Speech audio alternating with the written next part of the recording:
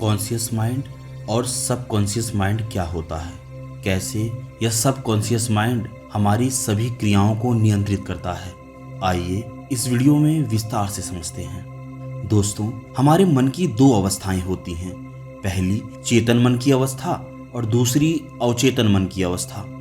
चेतन मन यानी कि कॉन्शियस माइंड और अवचेतन मन अर्थात सबकॉन्शियस माइंड, इनके द्वारा ही हमारा जीवन चक्र चलता है। कॉन्शियस माइंड हमारे उन कार्यों को नियंत्रित करता है जो चेतन अवस्था में किए जाते हैं। जैसे कि जब व्यक्ति कुछ सीखने की कोशिश करता है तो उस समय उसका मन चेतन अवस्था में होता है और सीखने के लिए प्रयास करता रहता है। कॉन्शियस माइंड आपके नियंत्रण में होता है और यह अनुभवों के आधार पर फैसले लेता है जो आपके पिछले समय पर आधारित होते हैं। इसके विपरीत सबकॉन्शियस माइंड के पास इतनी अधिक शक्ति होती है कि वह आपके उन कामों को भी करवा सकता है जिसे करने में आप डर रहे हैं। अवचेतन मन आपके द्वारा भूतकाल में सीखी जा चुकी क्रियाओं को आपके द्वारा आसानी से करवा देता है, जैसे कि बोलना, गाड़ी चलाना।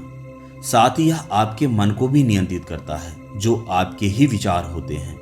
यदि आप किसी काम को करने में डरते हैं और उस डर को बनाए रखते हैं तो सबकॉन्शियस माइंड आपको उस काम को नहीं करने देता और डर को सदा बनाए रखता है। लेकिन यदि आप सबकॉन्शियस माइंड को समझा देते हैं तो आप उस काम को कर सकते हैं। शुरुआती समय में सबकॉन्शियस माइंड आपको गुमराह करने की कोशिश करता है क्योंकि इसका कार्य है आपको समस्याओं से बचाना, लेकिन परिवर्तन के बिना आपका सफल होना संभव नहीं है। इसीलिए आपको ऐसी स्थिति को नियंत्रित करने की जरूरत होती है।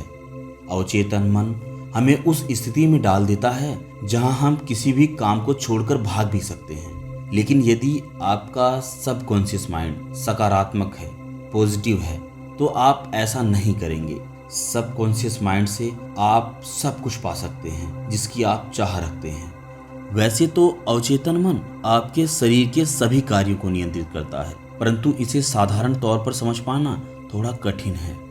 आइए इसे उदाहरण के द्वारा समझते हैं। दोस्तों, जब आप जागे हुए हों या अपने बिस्तर पर गहरी नींद में होते हैं तब आपका अवचेतन मन बिना रुके, बिना थके, लगातार बिना आपके चेतन मस्तिष्क की सहायता लिए शरीर के सभी जरूरी अंगों को नियंत्रित करता है। जैसे जब आप सोए रहते हैं तब भी आपका हृदय लय में धड़कता रहता है, आपके फेफड़े आराम नहीं करते और सांस लेने और छोड़ने की प्रक्रिया में लगातार लगे रहते हैं, जिसकी वजह से आपका रक्त ताजी हवा को सोखता है। यह सब वैसे ही चलता है जैसे यह आपकी जागृत अवस्था में चल रहा था, परंतु जैसे ही आप इस पर ध्यान देते हैं तो आप देखेंगे कि आप बेचैन हो जाते हैं, क्योंकि जो भी क्रियाएं आपके साथ हो रही हैं वो बस प्राकृतिक रूप से हो ही रही हैं। आप उसके लिए हैबिचुअल हो गए हैं। लेकिन जब आप उस पर ध्यान देते हैं, पर्टिकुलर देखते हैं कि आप सांस ही ले रहे हैं, तब आपकी सांसें तेज हो जाती हैं। आपको एक बार तो ऐसा लगेगा कि जैसे आपको सांस लेने में परेशानी हो रही है, परंतु आपका अवचेतन मन थोड़ी ही देर में उस स्थिति को सहज कर लेगा और आप फिर यह भूल जाएंगे कि आप सांस भी ले रहे हैं। आपका अवचेतन मन आपकी पाचन क्रियाओं को भी नियंत्रित करता है और इन ग्रंथियों में हो रहे हार्मोन्स के रिसाव को भी नियंत्रित करता है। साथ ही आपके शरीर के अन्य रहस्यमय संचालन पर भी यही अवचेतन मन नियंत्रण रखता है। आपके चेहरे के बाल बढ़ते रहते हैं, चाहे आप जागे हों या सोए हों। वैज्ञानिक हमें बताते हैं कि त्वचा जागने की अपेक्षा सोते समय अधिक पसीना निकालती है। आपकी आंखें, कान और अन्य इंद्रियां सोने के दौरान भी सक्रिय रहती हैं। उदाहरण के तौर पर हमारे कई महान वैज्ञानिकों को अपनी जटिल समस्याओं का उत्तर तब मिला जब वे सोए हुए थे। आप भी देखेंगे कि आपके सभी प्रश्नों के उत्तर तभी मिलते हैं जब आप सोए हुए होते हैं। निद्रा की अवस्था में आपका यह अवचेतन मन आपके पुराने विचारों को संगठित करता है और फिर उन विचारों के हिसाब से ही आपके मन में चल रहे प्रश्नों के उत्तर देता है।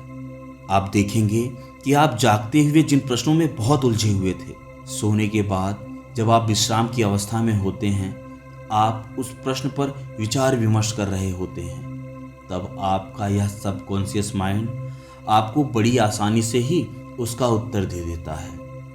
इसलिए यह कहना गलत नहीं होगा कि यह सबकॉन्शियस माइंड, अवचेतन मन, हमारे समस्त शरीर को ही नियंत्रित करता है।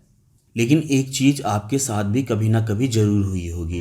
कभी कभी आपका चेतन मस्तिष्क सामान्य दिल की धड़कन, फेफड़ों, पेट और आंतों के कार्य में परेशानी, चिंता, भय और हताशा के द्वारा रुकावट डालता है।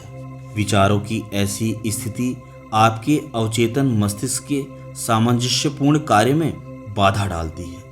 जब आप मानसिक रूप से परेशान हों तब ऐसे विचारों को जाने दें, आराम दें अथवा अपने विचारों की प्रक्रिया को रोक दें। इस स्थिति में आप अपने अवचेतन मस्तिष्क से बात करें, उसे शांति, सरलता और दिव्य क्रम में जाने को कहें। आप पाएंगे कि आपके शरीर के सब कार्य फिर से सामान्य हो गए हैं। अब अपने अवचेतन मस्तिष्क को दृढ़ता, अधिकारपूर्वक कहें कि वह आपके आदेश का पालन करेगा। ऐसी भय और हताशा की स्थिति में आपको घबराने की आवश्यकता नहीं है। आप अपनी आंखों को बंद करेंगे और अपने अवचेतन मस्तिष्क को यह आदेश देंगे कि सब कुछ नॉर्मल है, सब कुछ सही चल रहा है, स्थितियां आपके ही अनुकूल हैं। और जब आपका यह मन धीरे धीरे इस स्थिति को समझने लगता है, तब आप देखेंगे कि तेज चल रही आपकी सांसें स्थिर होने लगेंगी और सांसों के अंदर ऐसी स्थिरता ही आपके विचारों में रुकावट पैदा करती है। और विचारों में आई रुकावट आत्म शांति और आत्मचिंतन के लिए बहुत आवश्यक है। बिना विचारों के रुकावट के आप अपने जीवन में कुछ भी नहीं कर सकते। जब आपके मन में तरह तरह के विचार घूमने लगते हैं तब आप अपने कार्य से दूर भागने लगते हैं। आप अपनी स्थिति को नहीं पहचान पाते और कोई गलत डिसीजन ले लेते हैं। इसलिए जब भी आपके मन में विचारों का जंजाल उठने लगे, आप ना समझ पाएं, तो इस स्थिति में आप केवल अपने इस अवचेतन मन को यह संदेश भेजें कि सब कुछ नॉर्मल है। जो कुछ हो रहा है वह आपके अनुकूल ही हो रहा है। हर परिस्थिति आपके द्वारा ही निर्धारित की जा रही है। ऐसा करने के बाद आप स्वयं को शांत कर पाएंगे और अपने जीवन में अद्वितीय बदलाव को देख पाएंगे। फिलहाल आज की वीडियो में बस इतना ही। मिलते हैं किसी और वीडियो में किसी और नई जानकारी के साथ। तब तक के लिए नमस्कार।